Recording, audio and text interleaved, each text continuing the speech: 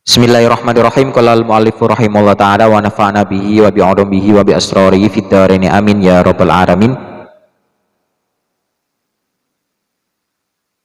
Pasal 210 qalu hukukun fil awqat yumkinu qada'uha wa hukukul awqat la yumkinu qada'uha idma min waqtin yaritu illallah wallahi arika fi haqqun jadidun wa amrun akidun fa kaifa taqtadi fihi haqqa ghairihi wa anta lam taqdi haqqallahi fihi. Beberapa kewajiban yang dikerjakan pada sejumlah waktu dapat diganti, namun kewajiban terhadap sejumlah waktu atau keadaan tidak dapat diganti. Pasalnya, tidaklah satu waktu tiba kecuali membawa kewajiban baru dan perintah penting dari Allah yang harus kau tunaikan. Bagaimana mungkin kau menunaikan hak yang lain sedangkan di dalamnya hak Allah tidak kau tunaikan? Kewajiban-kewajiban pada waktu-waktu tertentu berupa sholat, puasa, dan sebagainya bisa diganti di lain waktu apabila waktu yang telah ditetapkan untuknya terlewatkan. Akan tetapi, kewajiban terhadap waktu ialah ahwal yang didapat seorang hamba dari Tuhannya. Waktu seorang hamba adalah ahwal yang dialaminya. Ada 4 waktu yang biasa dialami seorang hamba, yaitu nikmat, ujian, ketaatan, dan maksiat. Semuanya disebut waktu karena ia datang pada waktu-waktu tertentu. Hak-hak waktu yang wajib kau tunaikan adalah sikap-sikap batin yang dibutuhkan oleh ahwal tersebut.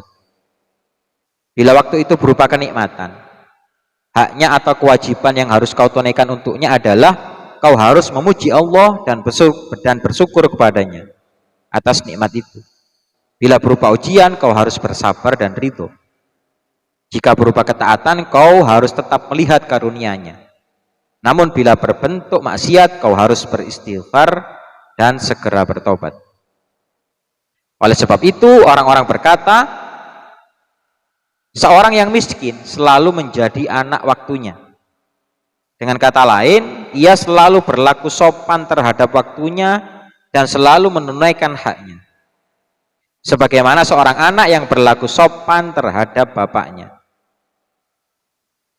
Hak-hak waktu itu tidak bisa diganti jika terlewatkan, karena tak ada waktu atau keadaan lain yang datang kecuali di dalamnya Allah memiliki kewajiban dan perintah baru atasmu yang harus kau kerjakan. Oleh karena itu, tak ada hal lain bagimu kecuali kau harus menunaikan hak-hak waktumu agar tak ada kewajiban yang kau lewatkan. Oleh sebab itu Ibnu Athaillah berkata, bagaimana kau menunaikan hak lain yang telah kau lewatkan sedangkan kau belum menunaikan hak Allah di dalamnya? Maksudnya adalah hak-hak yang berhubungan dengan waktu itu. Sekiranya Ibnu Athaillah berkata sedangkan kau belum menunaikan hak waktu itu, mungkin akan lebih tepat dan jelas lagi. Saat itu kau wajib mengawasi hatimu agar ia menjaga hak-hak itu yang tak mungkin digantikan jika terlewatkan. Jangan kau sibukkan waktumu dengan syahwat-syahwat dirimu dan kekerasan jiwa kemanusiaanmu, sehingga kau menyia-nyiakan hak-hak Allah yang wajib kau tunaikan dan tak ada gantinya jika terlewatkan. Jadi kata-kata sedangkan kau belum menunaikan hak waktu itu disarai lah atau diberi penjelasan jelasno sing fa kaifa taqtadi fihi haqqa ghairi. Nah, intine ngono, walaupun toh kewajiban-kewajiban itu bisa diganti pada waktu yang lain, tapi kan waktu ini sendiri wis gak iso balik, kesempatan lah. Makanya berkali-kali disampaikan siapapun ketika di momen apapun, nikmat sehat, nikmat sempat itu sangat berharga. Karena yo kesempatan atau waktu, dalam hal ini waktu dalam pasal ini disebutkan adalah waktu itu ya gak iso balik. Makanya nikmat sehat, nikmat sempat itu sangat-sangat berharga. Qalu ma fata min umrika la iwadalahu wa ma hasalalaka minhu la qimata lahu. Usiamu yang berlalu tidak dapat digantikan. Ini kaitannya. Dan apa yang kau raih darinya tidak ternilai harganya. Usiamu yang berlalu tidak akan pernah kembali lagi. Jika kau tidak melakukan amal soleh di sepanjang usiamu, kau akan kehilangan kebahagiaan sebesar usiamu itu. Dan kau tidak akan mendapatkannya lagi. Apa yang kau raih selama usiamu tak ternilai harganya dan tak bisa diukur dengan apapun. Jika kau sibuk dengan hak-hak Allah selama usiamu, kau akan meraih kerajaan besar di akhirat, kemuliaan agung yang tidak akan fana. Oleh karena itu, para salafus soleh amat memperhatikan setiap desah nafas dan setiap detik waktu mereka dengan segera menggunakan kesempatan dan waktunya. Mereka senantiasa tidak puas dengan apa yang telah mereka lakukan untuk Tuhannya. Dalam hadis disebutkan, waktu yang tidak dimanfaatkan seorang hamba untuk mengingat Allah akan menjadi waktu penyesalan baginya. Ada yang berkata di hari kiamat akan diperlihatkan kepada setiap hamba hari-hari yang telah dilaluinya dalam bentuk simpanan yang diletakkan berbaris-baris di dalam 20 almari. Di setiap lemari terdapat satu kenikmatan atas amal soleh yang telah dilakukannya di dunia. Jika suatu ketika ia tidak melakukan amal soleh, lemari itu terlihat kosong. Ia pun akan menyesalinya.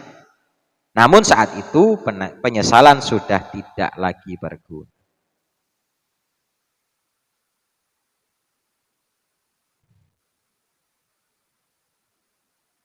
Qaluhu ma ahbabta syai'an illa kunta lahu abdan wa huwa la yuhibbu an takuna li ghairihi abdan.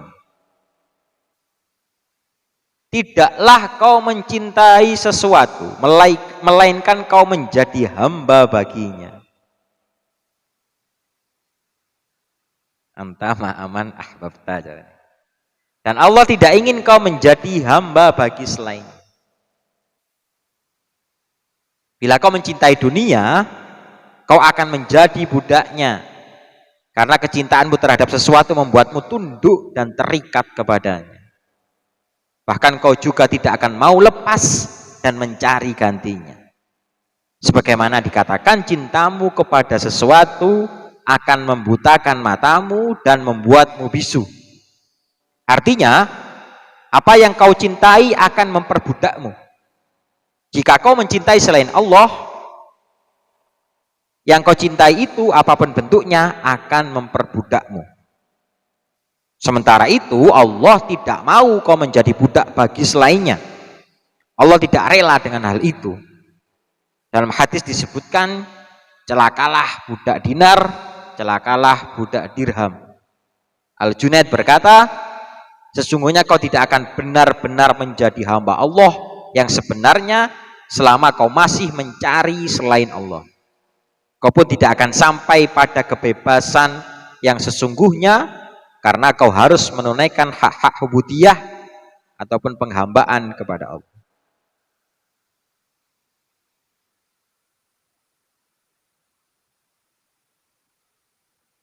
Jadi ngoten.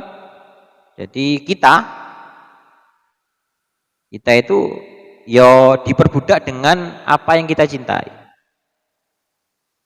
Ataupun bahasa kerennya ya kita itu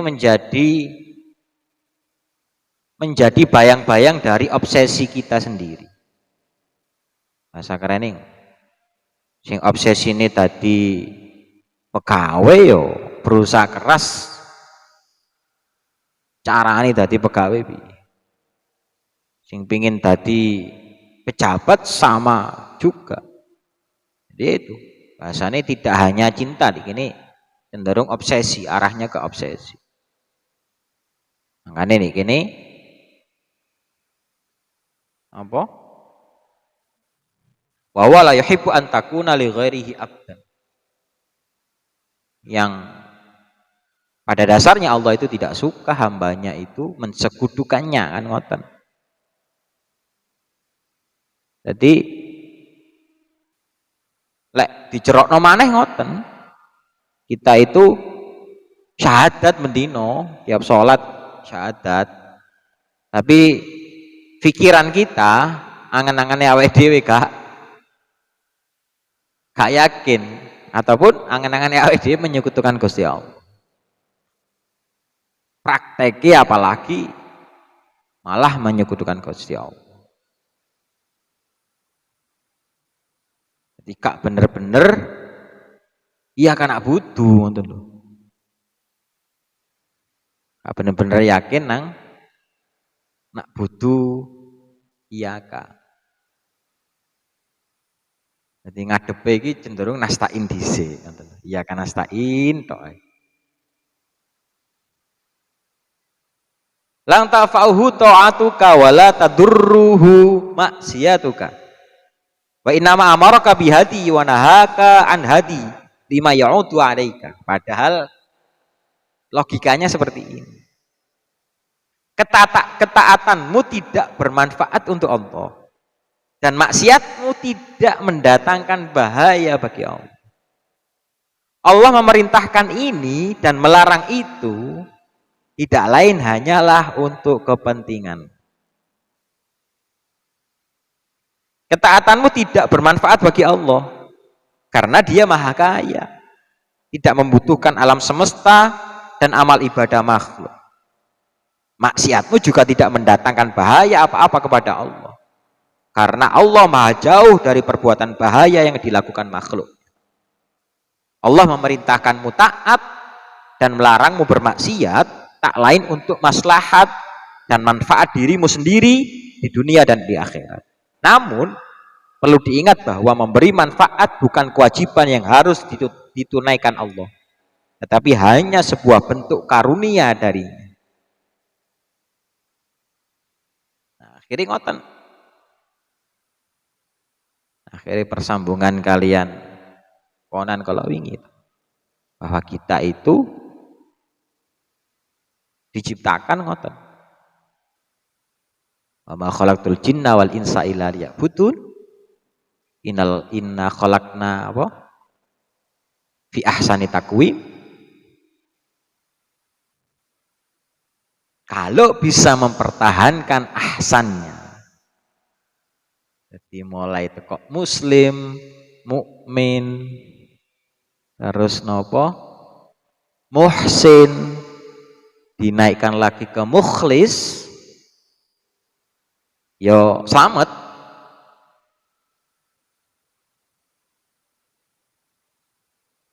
Karena niki hanya untuk apa?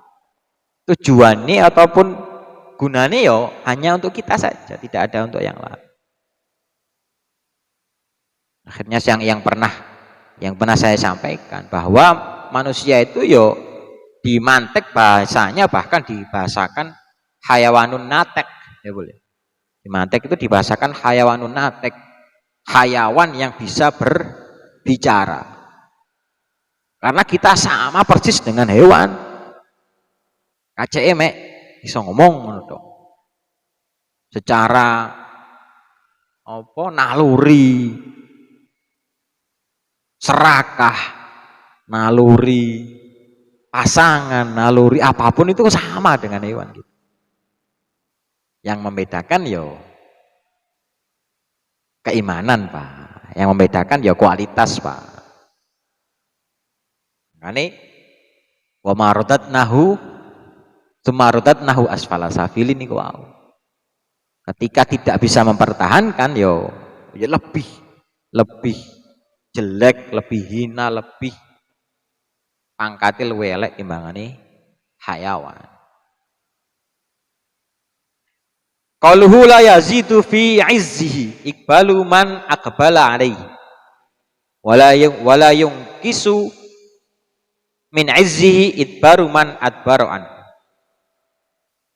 Ketaatan seseorang tidak menambah kemuliaan Allah, dan pembangkangan seseorang tidak mengurangi kemuliaan Allah. Ketaatan seseorang tidak menambah kemuliaan Allah, karena kemuliaan Allah sudah menjadi salah satu sifatnya yang mencakup ketuhanan, kesombongan dan kebesarannya. Sifat-sifat Allah itu amat sempurna dan terbebas dari penambahan atau pengurangan.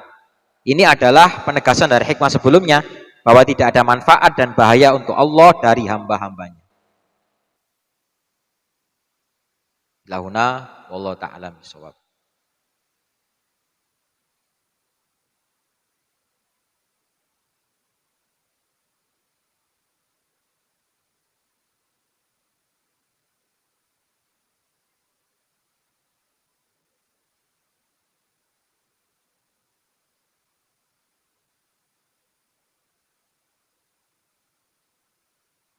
Monggo dari 5 pasal ini.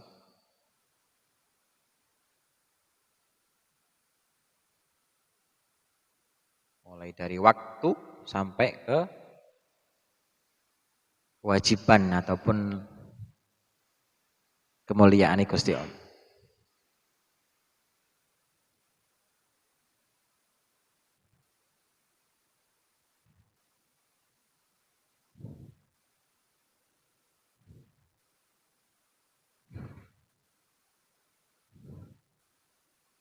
Yang dipin, monggo.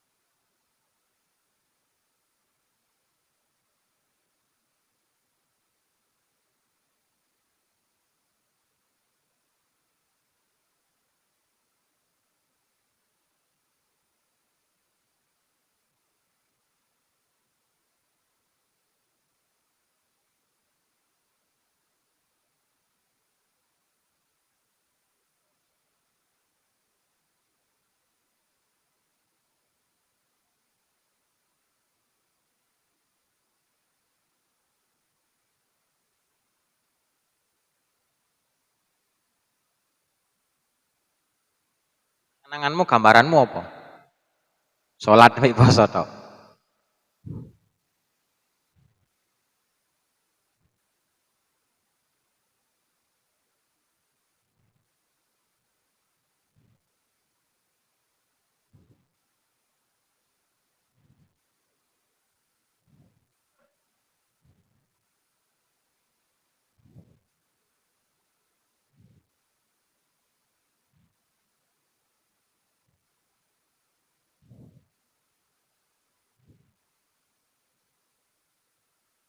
Ya oleh ya bisa dua hal. Lek perkara wajib berarti ya padha-padha salate lah. Gambarno padha-padha salate.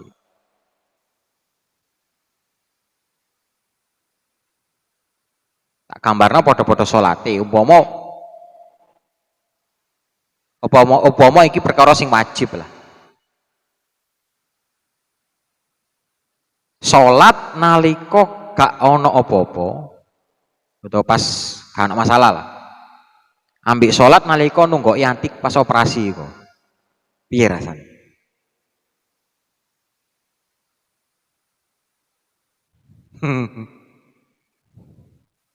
Itu kalau sama-sama perkara sing wajib kan.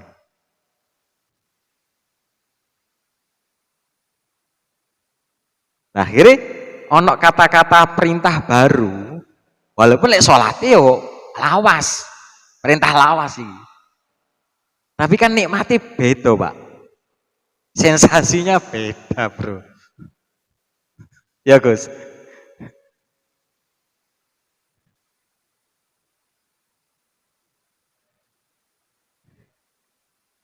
Loh lah yo seperti itu. Maksudnya kecuali makanya kan iku komah toh, turung titik toh kata-kata niku. Akhirnya kono gambarane, podo-podo perkara wajib sholat lah. Sholat ketika kamu terjepit, ambil ketika kamu longgar itu kan beda rasanya, Pak.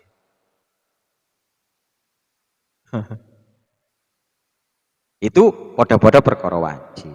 Lalek sing perkara gak wajib, akhirnya kan yo harusnya ketika kesunahan itu sudah kamu lakukan, terus di masa depan kamu melakukan kesunahan kan pasti kamu merasakan perkara yang lain.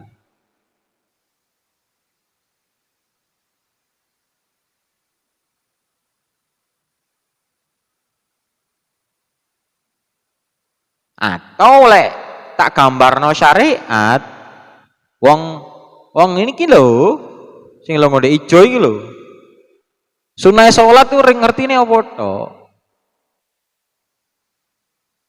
Sholat sunnah yo sholat mutlak wis nglakoni apa durung? Sholat tasbih wis nglakoni apa durung? Sholat sholawat itu lho ono. Itu kesunahan-kesunahan. Maksudnya perintah baru itu yo kayak aku nafsiri yo enak enak sensasi mau.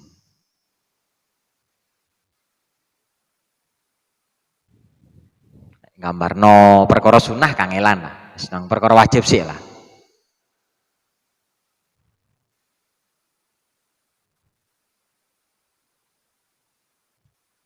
Atau yang kita lakukan tiap ponan ngono kan Quran lah.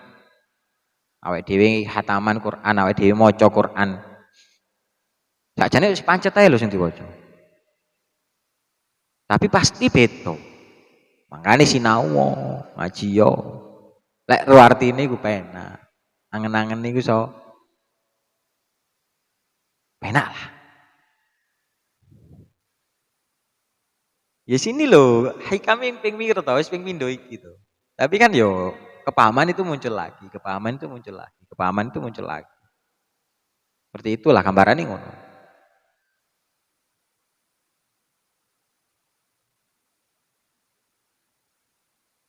Terus aku iku lah yang ngrasakno mbiyen jamane ngaji maknani tok iki lho.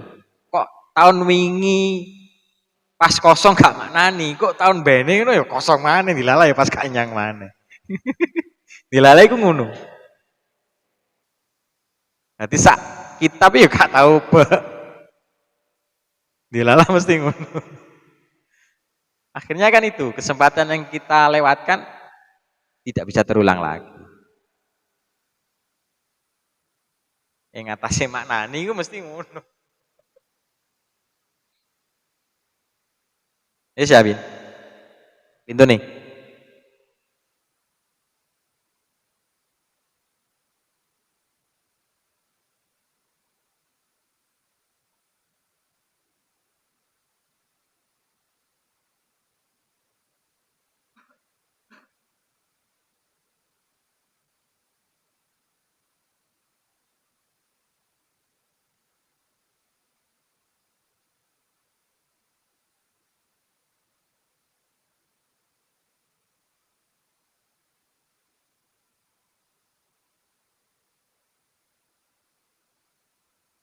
Jadi ini ta'isu abdat dinar, ta'isu abdat dirham, wazaujah wal khamisah.